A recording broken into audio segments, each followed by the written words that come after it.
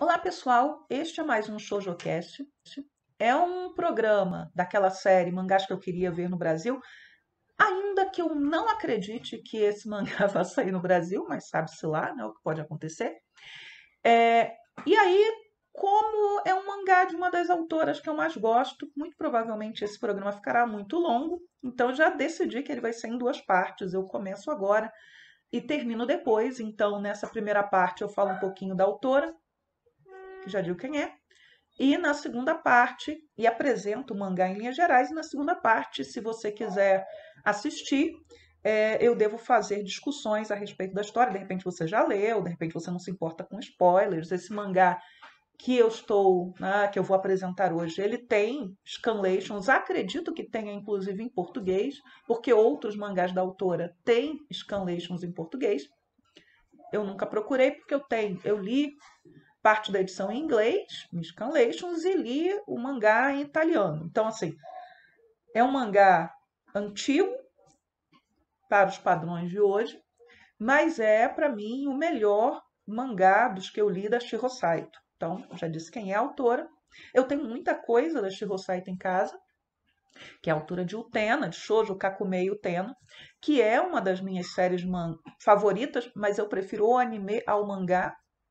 E no caso de Utena, né? Utena é um mangá tão importante, uma série tão importante na minha vida, assim como a Rosa de Versalhes, que quem me conhece lá dos primórdios da internet talvez lembre que eu usava a Utena como apelido. Então tem gente que me chama de Utena até hoje porque me conheceu há mais de 20 anos, na época dos grupos de discussão do Yahoo. Enfim, eu estou, né? Me mudei, fui arrumar as caixas, aí comecei a achar os mangás da Shihosai. Tem muitos mangás, ainda não achei, por exemplo, a adaptação que ela fez, Ligações Perigosas, mas fui achando os artbooks. Então, esse é o mais recente, né, que eu comprei. É uma coletânea, basicamente, muito mais de capas, né, que ela fez para a revista Harmony Romance, mas no final, porque ele já saiu na época da comemoração dos 20 anos de Utena, ela já faz umas ilustrações extras de Utena que aparecem aqui nesse artbook. Eu lamento muito não ter comprado outro artbook que saiu na mesma época que esse, um pouquinho depois, porque a Shiro Saito, ela faz de tudo. Eu acredito que ela fez de tudo, né? De tudo em termos de shoujo, de mangá feminino. Ela fez josei, ela fez shoujo, ela fez BL também. Então ela publicava historinhas muito curtas na revista B-Boy Gold, se não me engano.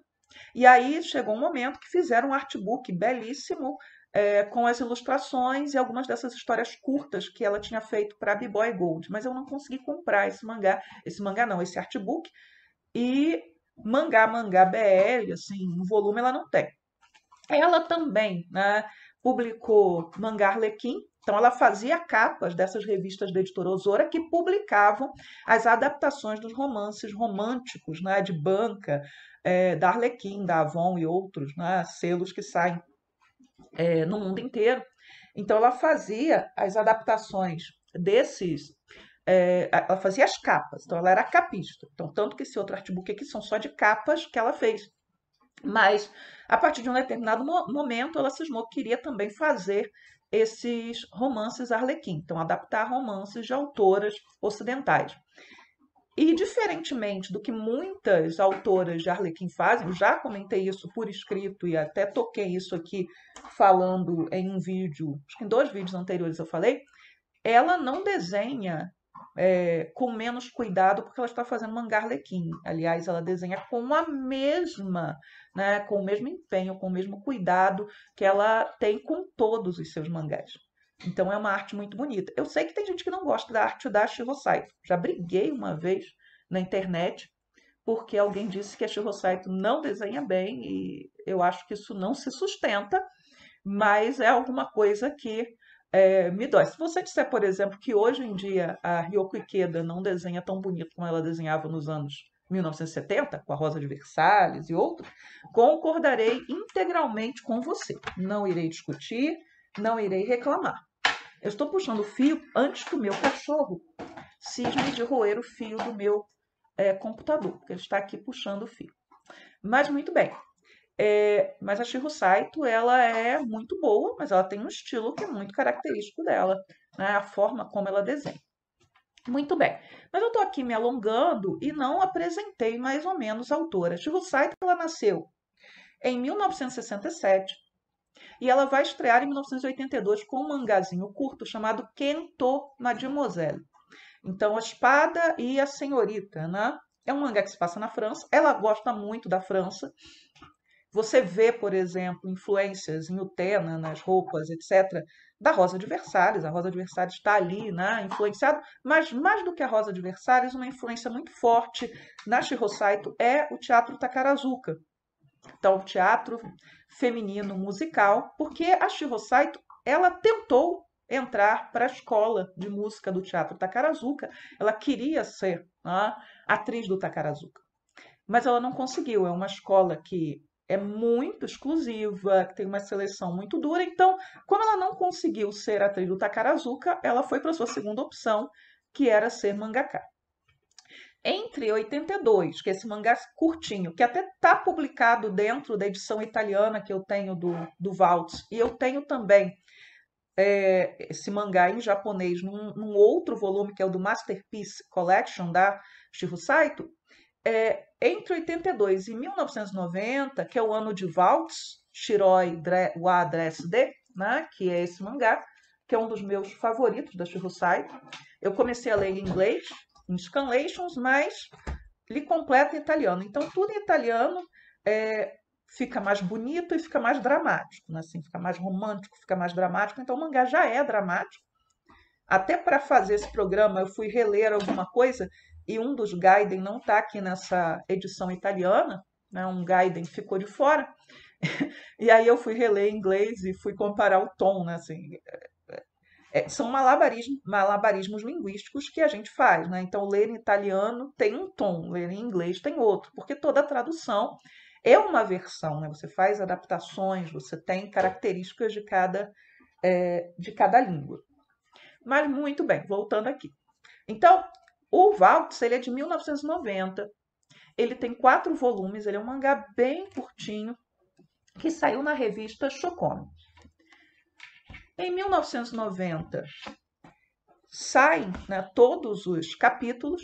Esse mangá faz um sucesso muito, muito grande entre as fãs, principalmente essa personagem aqui, que é o Masaomi, tá? Eu já falo a história do mangá para quem não o conhece.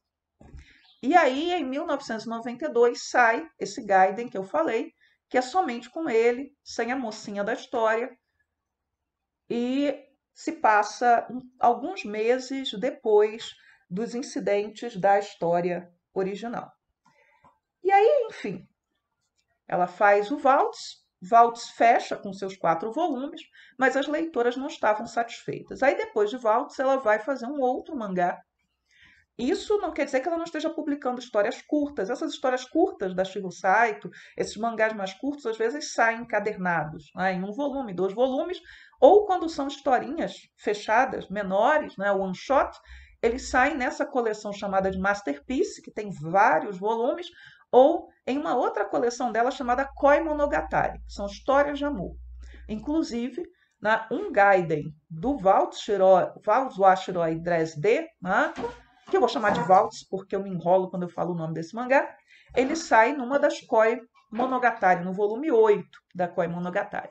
Então, depois que ela termina o Waltz, ela vai fazer o Kakan no Madonna, que é a outra obra dela que faz muito sucesso. Kakan no Madonna vai de 1992 até 1994. É uma fantasia histórica que se passa durante o Renascimento. Então, Leonardo da Vinci é uma personagem, Maquiavel é uma personagem, e o vilão da história, se a gente pode chamar assim, é o César Borgia, né? As autoras de shows de mangá têm uma fascinação pelo César Borgia muito grande. E César Borgia faz parte desse mangá. Eu gosto de Kakan no Madonna, que em português ficaria Madonna Coroada. Eu botaria o título em português, que é muito bonito, né? Em português. É um mangá muito bonito. É um mangá que está aqui na capa, né, desse artbook. É o Madonna Coroada. Tem mais Madonna Coroada nesse artbook mais antigo do que o Waltz, por exemplo. Né? Primeiro tá o Madonna Coroada, porque esse artbook sai no ano que termina a Madonna Coroada, ele é de 1994. E aí, nesse mangá, que eu acho um mangá muito bom, mas eu detesto o mocinho desse mangá porque ele comete uma bobagem lá no meio da história que eu acho absolutamente imperdoável. Eu vinha lendo e absolutamente encantada por ele. Oh, que legal e tal. Também é uma história como Kento Mademoiselle, que é a primeira história dela, que é uma menina que por algum motivo tem que se disfarçar de rapaz, fingir que é um rapaz. A história da Madonna Coroada também, né? A mocinha que é identificada como uma personagem de uma lenda, de uma profecia que estava para se cumprir, ela se disfarça de rapaz e foge para tentar escapar daqueles que querem capturá-la e usá-la como um joguete político. Então tem Madonna Coroada, aí depois o próximo mangá da Shiro Saito, de grande sucesso, é o Kano, que foi publicado numa revista que não existe mais, que é a revista Michi, e Canon, que é de 1995 até 1997, que vai, né, terminar depois que o Tena já está em publicação. O Canon ele fez com que a autora recebesse o seu maior prêmio até o momento, que é o 42º Shogakukan Manga Awards na categoria Shoujo. Muito bem. E aí ela começa o Tena em 1996. O Tena é um projeto conjunto, não é uma obra somente da Shiro Saito, faz parte de um coletivo, né, de profissionais chamado Bipapas, e principalmente uma parceria dela com o Kunihiko Ikuhara. O Kunihiko Ikuhara, né, ele é um diretor, roteirista, ele trabalhou em Sailor Moon, nas primeiras adaptações animadas de Sailor Moon. Eu acho que ele é um sujeito com uma grande imaginação, mas que é um cara que tem que ser mantido ali na rédea curta, senão ele alopra absolutamente. Em inglês, nos Estados Unidos, então, uns 20 anos atrás, menos, eu acho, menos, porque o mangá não saiu tão recuadamente, né? Só saíram 2 mangás da Shiro Saito. Na Itália são muita coisa, tá? Praticamente tudo eu acho que da Shiro Saito são na Itália. Mas nos Estados Unidos só saiu o Tena e esse aqui, ó, o SM no Sekai. SM no Sekai, né? E aí eu lembro, comentando isso que eu estava falando para vocês, eu li uma vez um comentário de uma norte-americana dizendo, lamentando, né, que só saía da Shiro Saito nos Estados Unidos os mangás com o Kunihiko Ikuhara, está saindo por causa dele, não por causa da Shiro Saito, não por reconhecimento do valor que a autora tem, e que o sujeito, sim, o Utena, ele já estava meio alterado, assim, né? Se bem que o mangá de Utena é bem Shiro Saito, ele é muito mais conservador do que o anime. Em SM no Sekai, ele alopra geral, né? Ela falou assim, ele estava usando drogas muito pesadas quando ele fez esse mangá, porque é um mangá que tem viagem no tempo. Então, essa mocinha aqui é uma japonesa que está fazendo uma viagem escolar pela França, e aí ela acaba, né, entrando numa situação que ela encontra uma personagem que é um viajante do tempo, ela viaja no tempo, ela vai primeiro para o século XVII, a corte de Luís XIV, no momento lá do escândalo dos venenos, né, de uma das amantes do Luís XIV, que é acusada de ser bruxa, de ter feito um monte de venenos, e quem acaba quase indo parar na fogueira, não tem fogueira para ninguém, diga-se de passagem, é a mocinha aqui, e depois, num outro salto temporal, eles vão parar no século XV, e acabam encontrando o Gilles de Rais, que foi um sujeito que lutou com a Joana d'Arc durante lá o período que a Joana d'Arc está tentando recolocar os franceses no trono da França, que a França estava dominada pela Inglaterra durante a Guerra dos 100 Anos, e o Gilles de Rais, apesar de ter sido o braço direito lá, um dos grandes apoiadores de Joana d'Arc, ele é também considerado um dos maiores, né, psicopatas, assassinos seriais de crianças, pedófilos da história. E o Gilles de Rais, ele é apresentado, né, com certa complacência aqui nesse mangá. Eu sei que não é a mão da Shiro Saito, que é a mão do Kunihiko Ikuhara. É claro que a gente pode até discutir se o Gilles de Rais realmente cometeu todos os crimes, né, que lhe atribuem, ou se foi alguma conspiração de seus inimigos. O fato é que ele foi condenado pela Inquisição e figura aí na lista dos maiores assassinos seriais da história. Ok, muito bem. Então, nos Estados Unidos só saiu Utena e SM no Sekai. Então, os principais mangás da Shiho Saito não saíram por lá, salvo o Utena, mas o Utena sai por causa da animação. E a Shiho Saito ela continua produzindo, ela tem um cuidado muito grande no desenho, por exemplo, dos figurinos, das roupas de época, e talvez o mais primoroso que ela fez foi o Bronze no Tenchi, que é a história do poeta russo, do Pushkin, em que ela vai desenhar maravilhosamente bem, e o russo, né, que tinha ascendência africana, uma longa história, né, é, um dos ancestrais dele era um general negro, né, que vai estar presente ali dentro da Rússia czarista lá no século XVII, se não me engano, mas eu teria que checar, não fui chegar, não ia falar do Bronze no Tenchi. Em Bronze no Tenchi ela atinge lá o ápice, eu acho, da sua arte, do seu requinte, mas ela continua produzindo. Então, a Shiho Saito, ela produz shoujo mangá, ela produz josei, ela produz mangá de esporte, ela tem vários mangás sobre balé, e balé é mangá de esporte no Japão, e também sobre patinação no gelo. Nada disso foi adaptado para animação. Então, da Shiho Saito, a única coisa que virou animação é o Tena. E virou porque já foi planejado para ser animação. Nas suas origens, assim como o Sailor Moon, né, quando você faz o Tena, que saiu o mangá na revista Tchau, que é a revista mais infantil dentro dessas revistas shoujo. Então, o Tena é até para a gente entender que o perfil dessas revistas japonesas ou aquilo que é considerado aceitável dentro dessas revistas não necessariamente é aquilo que a gente considera como infantil, juvenil, ou o que quer que seja. Ainda que, né, a década de 1990 é uma década muito peculiar, principalmente as revistas da Shogakukan, a Shokomi e a Tise, em especial, eram acusadas de ter um conteúdo sexual muito exacerbado.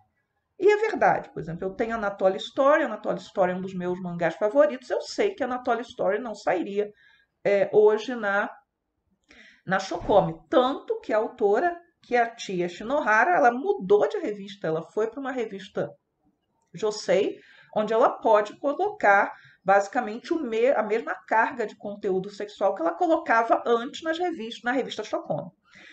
O Waltz, né, é Shiho Saito. O Shiho Saito não costuma exagerar a mão nessa área, mas ele tem, né, ele está ali dentro desse início da década de 1990, na verdade, o último ano da década de 1990, mas você vai ter os Gaiden depois, é outra série, em que você tem, né, tá dentro desse turbilhão ali, em que certos graus de violência e de sexo eram aceitáveis dentro dessas revistas para adolescentes que hoje já não aparecem mais.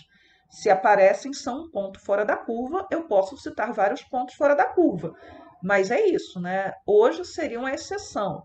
Houve um momento na década de 1990 e nos anos 2000 que em algumas revistas eram quase a regra. Quando escapava disso é que era a exceção. Tá vendo que esse vídeo está ficando longo? Mas vou apresentar então o Waltz. E no próximo vídeo, porque esse vídeo já deve estar lá pelos 20 minutos, eu suponho, eu vou destrinchar o mangá. Então, Waltz é um mangá, né, que ele começa a sua história em 1935. A protagonista do mangá é essa menina aqui, que é a Koto.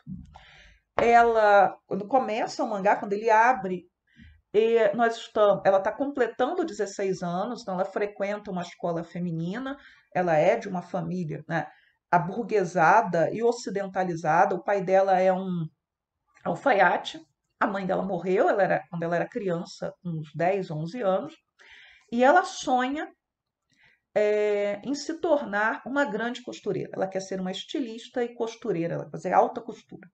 E ela está ali costurando, na cena de abertura do mangá, o seu vestido, né, do seu primeiro baile, porque ela foi convidada para ir ao baile da embaixada inglesa em Tóquio.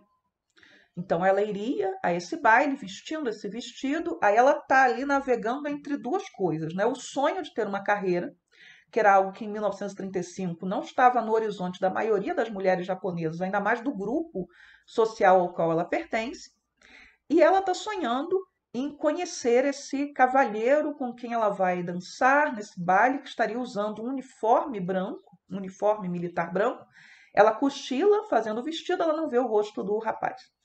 E aí chega a cunhada dela, né, que é casada com o irmão mais velho, e esse irmão mais velho está lutando, está fora do Japão, ele está na China, porque é um momento em que o Japão já está no seu movimento imperialista. Tudo isso é trabalhado dentro do mangá, de expansão territorial, né?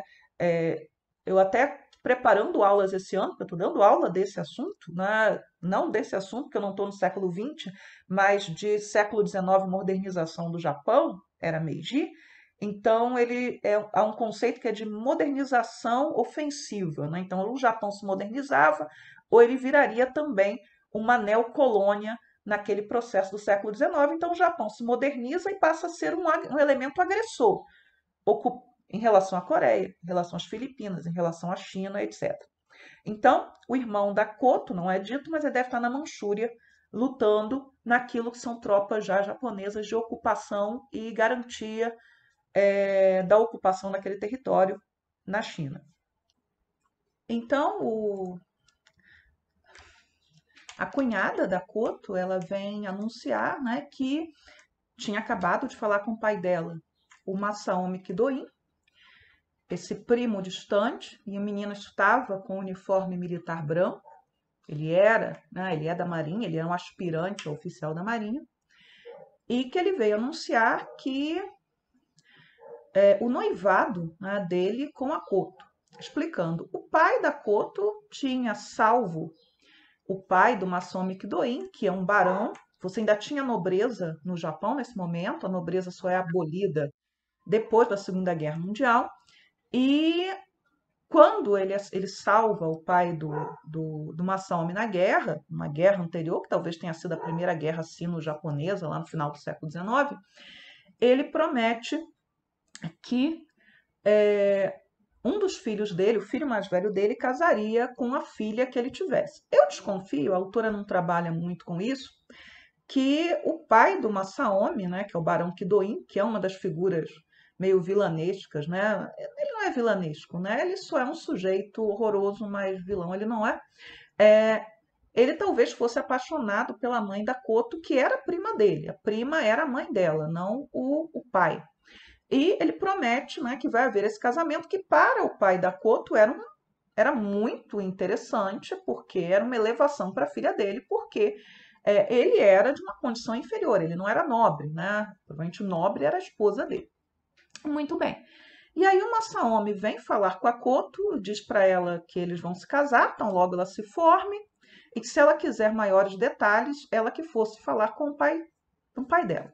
Então ele é extremamente frio, extremamente formal, e ela não fica nada satisfeita com aquilo, ela o achava muito bonito, né? Ela o vira várias vezes andando na rua, indo buscar a irmã, que é a Hanako, que estuda com ela na escola, mas ela o considerou aquela forma como ele anuncia que vai casar com ela, um negócio muito aviltante. Mas muito bem. E aí haveria o tal do baile da embaixada inglesa à noite, mas o pai da Koto, que levaria tanto a Hanako quanto a Koto, fica doente, eu acho que de propósito ele fica doente. E aí ele diz que não pode levá-las, então como ele não pode levar a Koto e a Hanako, elas não poderiam ir. A Hanako, né, que é essa menina aqui, ela não se dá por vencida e aí ela pede ao irmão mais velho, que é esse moço de óculos, o Ryushi, que leve as duas. Quem é esse moço de óculos mais velho? Se ela tem um irmão mais velho, não era ele que tinha que casar com a Koto? Era.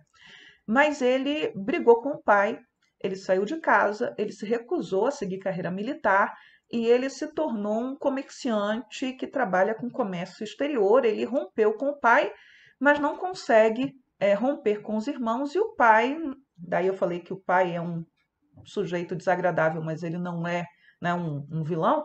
Ele decidiu, né, apesar de não querer nem ver o filho pintado, ele não obrigou os outros irmãos a cortarem laços com ele, o que é uma incoerência, mas tudo bem. E o Ryushi, ele era de fato o noivo da Koto. E ele não via a Koto desde que ela era uma menina pequena, uma criança. E aí, quando ele vê, né, a Koto crescida, né, ele tem uma pontada, ele diz, poxa, né, se eu soubesse, eu não teria ido embora, eu não teria rompido, eu casaria com ela. Ela é muito bonita, e etc e tal. Faria nada porque ele não aturaria o pai. Ele não atura o pai e isso fica bem marcado no mangá de forma inequívoca, né? A relação dele com o pai é horrível. E aí a Koto vai a esse baile, ela tá com um vestido muito bonito, a Hanako tem ciúme dela, porque Koto é mais bonita, porque Koto é mais elegante, é mais talentosa, e principalmente porque Koto vai casar com o irmão favorito dela, porque ela tem fixação.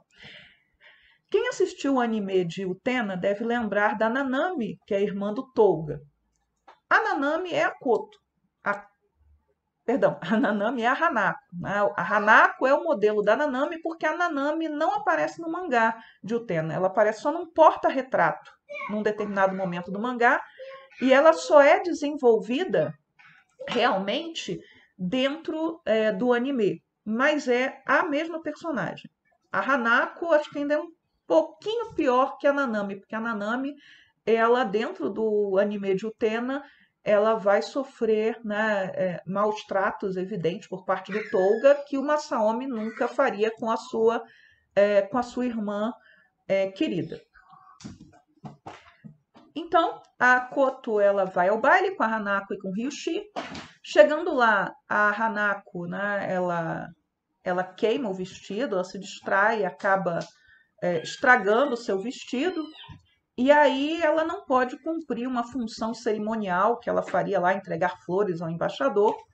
E ela exige que a Koto, né, ela discute com a Koto, diz que a Koto não precisa, né, daquele vestido tão bonito, ela já é noiva, ela não tem motivo para estar ali se exibindo, e as duas trocam de vestido, e aí a Koto começa a vagar pelo palácio lá da embaixada, porque ela não pode dançar, ela está com o vestido estragado, né, manchado, e ela acaba presenciando uma situação meio esquisita, quase leva um tiro, porque é um espião na embaixada e ela conhece esse espião, que é o Sagito, né? Que é esse rapaz aqui, com quem ela vai dançar a sua primeira valsa, por quem ela vai se apaixonar de verdade, que só não vai morrer ali naquela noite, porque o Ryushi decide ajudá-lo, né, por causa da Koto, apesar, né, de ser quase que uma traição ao irmão, né, que está noivo dela.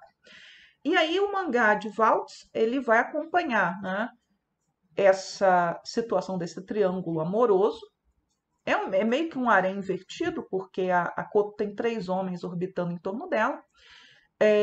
As tensões políticas escalarem, porque, por exemplo, o Barão Kidoin odeia os ingleses, porque os ingleses são rivais dos japoneses em seus interesses imperialistas e logo serão inimigos na Segunda Guerra. O Masaomi não quer de forma nenhuma abrir mão da Koto, então a Koto ela acaba sendo submetida a uma situação que vocês veem em Haikara Sangatoru, né, que é cultural. Chega um determinado momento que ela é mandada pelo pai para a casa do noivo para aprender os costumes da família do noivo e ela vai ser obrigada a ficar ali. O pai dela fala: olha, agora sua casa é a casa do seu noivo, você não pode mais voltar para casa, você não pode mais voltar para cá. Né? Você tem essas questões políticas de fundo. Então, por exemplo, a loja do pai da Koto é atacada porque a Koto foi vista conversando com os ingleses, né?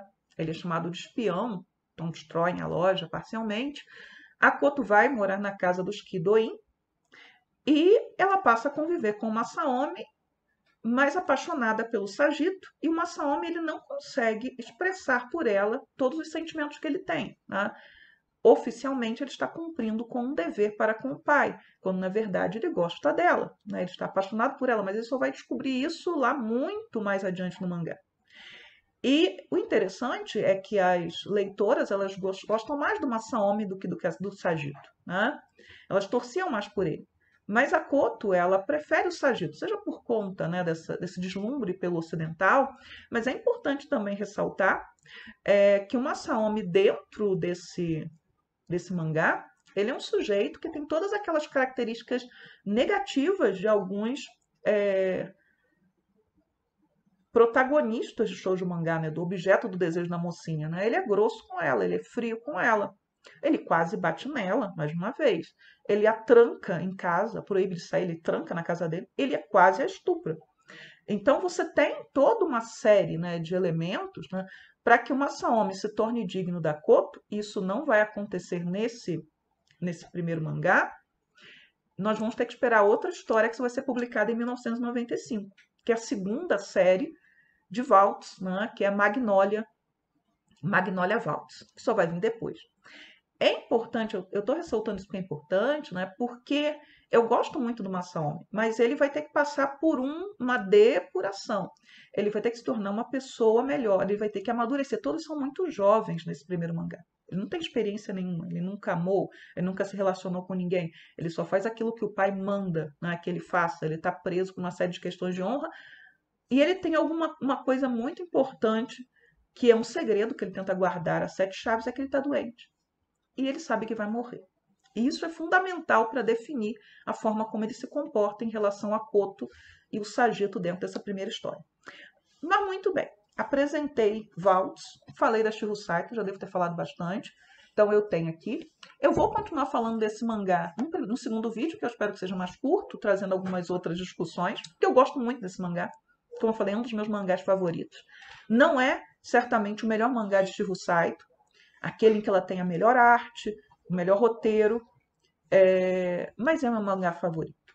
É um mangá de idas e vindas, que tem aventura, que tem ação, que tem romance, que tem drama, que te comove, que te faz chorar, e que traz ali alguns elementos que ela desenvolveria em outros mangás. Por exemplo, a Hanako é a Nanami, você tem o irmão do Sagito que aparece numa side story dessa primeira série aqui, um Gaiden, que tem o primeiro Gaiden, antes do Gaiden do Masaomi, é o Touga que está ali dentro, né? O Touga de Utena, que já está sendo desenhado ali. O Sagito parece muito com o Dios, né? Porque o Akio é mais maduro, parece muito com o Dios, que depois vai aparecer lá em Utena, fisicamente falando.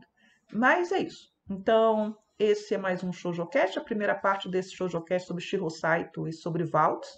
Se entre a gravação desse primeiro programa e o outro vocês tiverem alguma dúvida, alguma pergunta, alguma coisa, basta que vocês deixem aí nos comentários ou lá no post do Shoujo Café. Só uma lembrança, né? O Shoujo Café, ele tá no Facebook, mas o Facebook não me deixa postar os links do Shoujo Café por lá. Então, estou postando links que vão dar na minha conta do Twitter, que é a minha conta pessoal. O Shoujo Café é um blog pessoal e eu não tenho como ficar administrando um monte de contas sozinha por N outras, né, atribuições que eu tenho. O último post que eu fiz, talvez não seja o último quando esse vídeo for publicado, foi falando sobre os livros, né? 2 livros que um deles foi organizado por mim e pelo professor Amaro. A capinha vai estar aparecendo aí ao lado. Eu ainda tenho 3 exemplares, acho que 2 nesse momento que eu estou falando. Então, se alguém quiser adquiri-lo. E o outro é uma coletânea muito interessante que foi lançado o ano passado pela Associação de Pesquisadores em Arte Sequencial. Entrem para Aspas se você pesquisa quadrinhos ou assine o canal da Aspas, porque tem vídeo toda semana, ou quase toda semana, discutindo temas importantes do universo dos quadrinhos, da pesquisa sobre quadrinhos, não é só mangá. Então, é uma coletânea de artigos, né, falando de gênero, sexualidade, feminismo nos quadrinhos.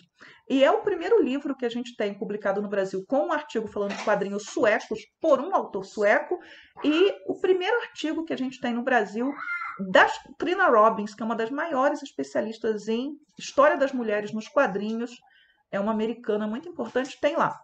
Esse livro está disponível para download, então eu vou deixar o link, vocês podem fazer o download direto, mas se alguém quiser uma cópia em papel dele, eu também tenho cópias em papel para vender. São poucas e eu preciso de espaço na minha casa, então se alguém quiser comprar, seria muito bom.